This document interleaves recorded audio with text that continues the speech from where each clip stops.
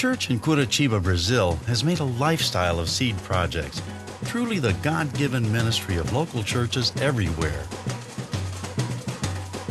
In January 2001, Jose, a shoemaker in Curitiba, Brazil, attended a Harvest Basics course taught by Clayton Oliveira, the director of Harvest in Brazil. José, the shoemaker of the church, got the idea and applied to his community. This is an example for the whole church. As a result, we created a model of work for seed projects. This has been our natural way of working. We have been able to use this as an example to other churches. Despite it being something small, it has been meaningful to teach how discipleship can change a person, a community, and a nation. Since Jose needed help in improving business and in organizing used shoes for sale, Clayton, who has a business background, visited Jose as both his spiritual and business mentor.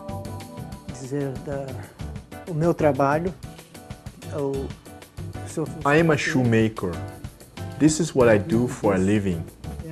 I took the basics course at the church, and I discovered that I wanted to help someone else.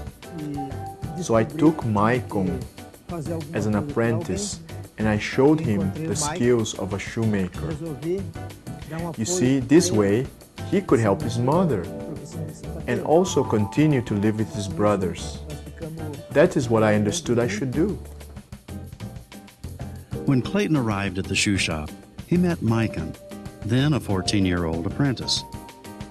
Although business was scarce, Jose was using his spare time to teach the shoemaking trade to this young man who otherwise would be exposed to drugs and violence on the streets. Now, more than 2 years later, Micah has faithfully developed his skills as a promising shoemaker. Jose's demonstration of concern for another person's well-being contributed successfully to Micah's spiritual and emotional growth. At home, Micah's single mother, Roseli, was especially glad to see him cared about in this way. And she needed the bread and milk money her son earned at the shoe shop for the family income.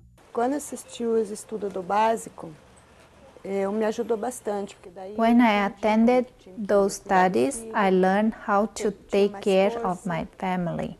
And that was important because that gave me encouragement, and I learned how to take care of my kids, and they learned how to understand me better.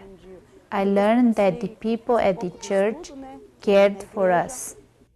Now Roseli, Micah, and her other 3 children attend the evening service and study about loving God in the basics course taught in their home church. While Micah acquired a profession, Jose taught him from the Bible. Instead of a life on the streets, he now has the opportunity for a healthy future and an eternal security. The shoemaker and his apprentice is just one of many seed projects originating from this tiny 100-member church in Curitiba, Brazil, through their holistic evangelism approach toward their community. Another example is Lorival, whose once successful career was suddenly interrupted with a tragic stroke, leaving him partially immobilized. But Clayton and other church members encouraged Lorival and helped him walk in a nearby park, refreshing him physically, mentally, and emotionally. Today, Lorival dreams of going back to work and is grateful for his wealth of new friends. On typical Saturdays, the church participates in 4 simultaneous seed projects, bringing children from poor neighborhoods to the church to practice basic life skills.